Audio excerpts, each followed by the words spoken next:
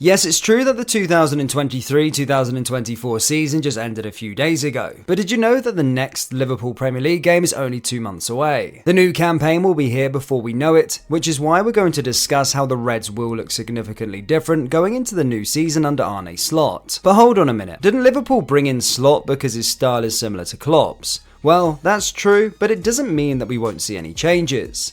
That's why today we're going to talk about the probable changes in the playstyle and lineup, including potential targets, and how they can contribute to the new Liverpool side. But before we do get into it, please hit that like and subscribe button for more Liverpool deep dives. First, let's get something out of the way first. Many would consider Klopp's final season at Anfield as a failure, which, let's be honest, is quite ridiculous. The club started the current campaign with a completely new midfield, no recognised number 6 and no ambition to challenge for the league title. Yes, the team dropped off in the latter stages of the campaign due to mental and physical fatigue, and yes, Klopp's tactics might have faltered, but calling the season a failure is simply outrageous. Now, speaking of tactics, this is a key change we'll see in the season under the new manager Arne Slot. While it's true that Slot favours a 4-2-3-1 compared to Klopp's 4-3-3, the biggest difference lies in how the Dutchman sets up his team in possession. First, here's how Feyenoord set up under Klopp. Now, here's how Liverpool would set up under Slot, assuming that we have a game tomorrow. Yes, Wataru Endo can slot in perfectly instead of Curtis Jones,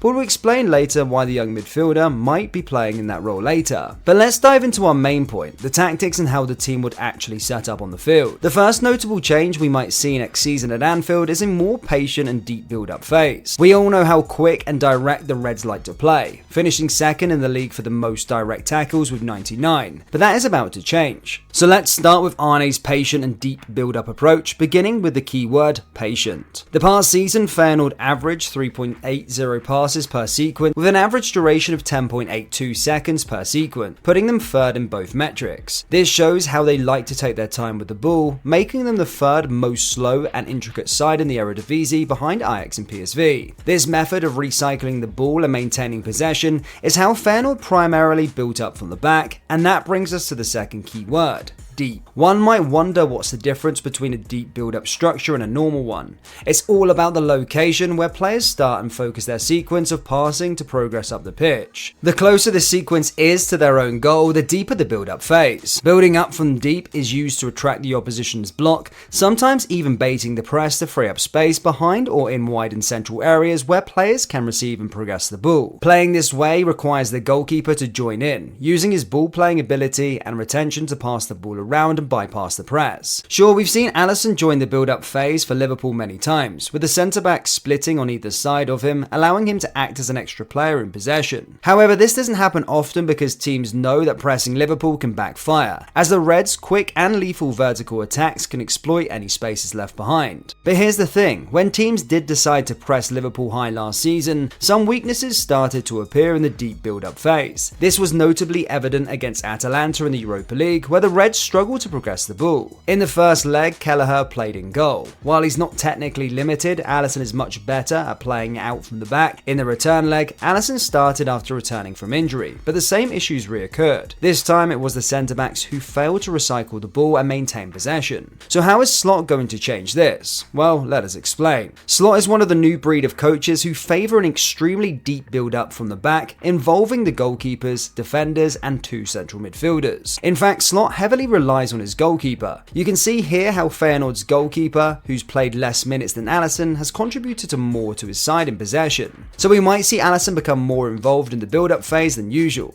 But does that alone solve the issue? Not really. So let's explore the other changes. Feyenoord's shape can vary when building out from the back, depending on the 2 midfielders, who have frequently been Mats Pfeiffer and Quinton Timber. The 2 central defenders will split wide to provide deep options, while the fullbacks usually push forward, aligning with the central midfielders. The 2 midfielders will then either play on the same line as a pair or have one sitting deeper while the other staggers and pushes higher. When it comes to the actual ball progression from the deeper areas, it tends to fall into the 2 central defenders who must be comfortable on the ball and capable of making progressive line-breaking passes. With one centre-back being right-footed and the other being left-footed, this opens up more passing angles and allows the defender to orientate themselves for receiving or passing the ball. We want you to keep this in mind for a moment. At Feyenoord this season, Slot has used David Hancho and Gernot Trauner in this kind of role. At Liverpool, Virgil van Dijk tends to be the defender tasked with a similar role. Van Dijk has the ability to effectively progress the ball and is comfortable in possession. But can we say the same about Ibrahima Konate? Well, not really. While the Frenchman can progress the ball, he's more suited to a vertical playstyle. The biggest example is when he struggled to pass and maintain possession under pressure against Atalanta. Now, some of you might suggest giving Jarell Quansah a starting position, which isn't a bad idea. However, our previous point about Slot preferring to have different-footed players at the heart of the defence will change things up. Van Dijk's calmness on the ball and his ability to progress play will be enhanced if he is fixed as the right-sided centre-back. And this brings us to the second defender position. The club currently lacks a left-footed centre-back, which is why it's well known that we will be looking to bring in this type of player in the summer. There are many options that the club can target this summer that fit this role, from Gonzalo Inacio to Levi Colwell to William Pacho, who we discussed in a dedicated video, so do make sure you watch it. In summary, the Reds do need a new defender who is athletic and comfortable on the ball to fit into Slot's system and suit the deep build-up approach we discussed earlier. Now, the second change we'll probably see Slot implement will be in the midfield area, so hear us out. For most of last season, Liverpool played with a single pivot, often Wataru Endo, who has been a bargain as he has exceeded everybody's expectation. However, we might see Endo drop in the pecking order due to the most important piece in Slot's system, which is his preferred double pivot. This season, the responsibility has typically fallen to 24-year-old Vifer and 22-year-old Timber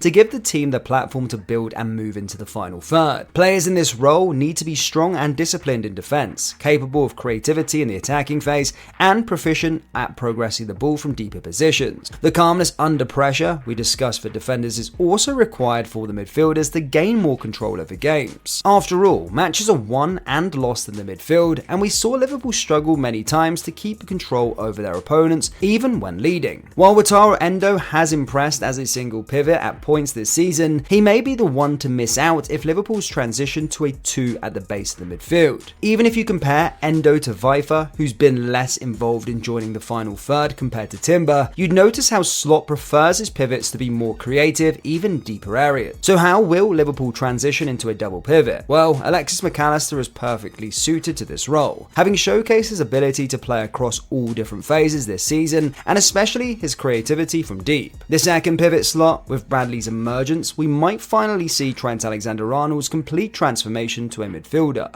However, we believe it will take some time before he fully transitions, as he'll probably be used as more as an inverted right back, similar to how Slot users get through there. Another option might be to use Curtis Jones in the Quinton Timber role. Jones's creativity and work rate and ball retention allows him to be a perfect box-to-box midfielder, same as Slot likes to deploy Timber. But it will also be no surprise if the Reds decide to bring in another player for the Vifer role, a player that can eat space, is relentless out of possession, and is secure on the ball. Perhaps Vifer himself or another midfielder destroyer like Atalanta's Edison.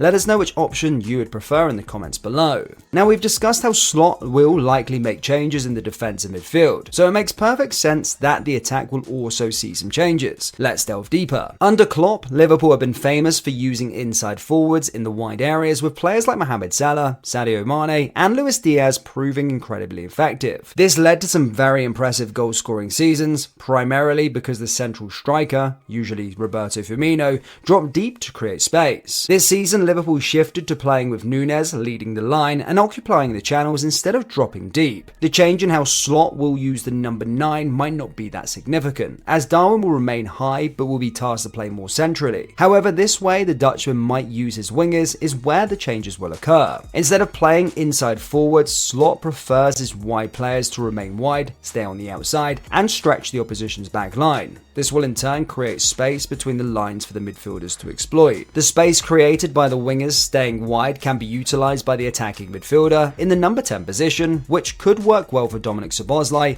or even Cody Gakpo. Indeed, this one position where Liverpool already appear to have strength and depth. See, this use of the 3 players behind the striker for Slot will be one of the biggest changes to the system of play, compared to what we've seen from Klopp in the last few seasons. Stretching the pitch wide and using central players to create opportunities opportunities could provide more space for Darwin Núñez to thrive as the central striker. Of course, this could directly impact the future of Mohamed Salah, with the interest likely to return from the Saudi Pro League, and we might even see Luis Diaz leave if the right offer comes in, which might suggest that the Reds will need to target these positions in the summer. The club have already been linked with players like Mohamed Kudus, who we have dedicated a video on, as well as Crescencio Somerville, Nico Williams and others. These players share the traits of being wide forwards who can take on their opponents and combine effectively with their teammate. And so based on the changes we discussed and the potential targets we mentioned, this could be a possible starting 11 for the Reds going into next season. Yes, the squad is already suited to Slot, and the Dutchman himself was selected because of his playstyle is somewhat close to Klopp's intense approach. However, there will definitely be some changes in the build-up phase, the aspect of the midfield control, and the creativity in the final third. So what do you think? Will these changes help Liverpool become a better side,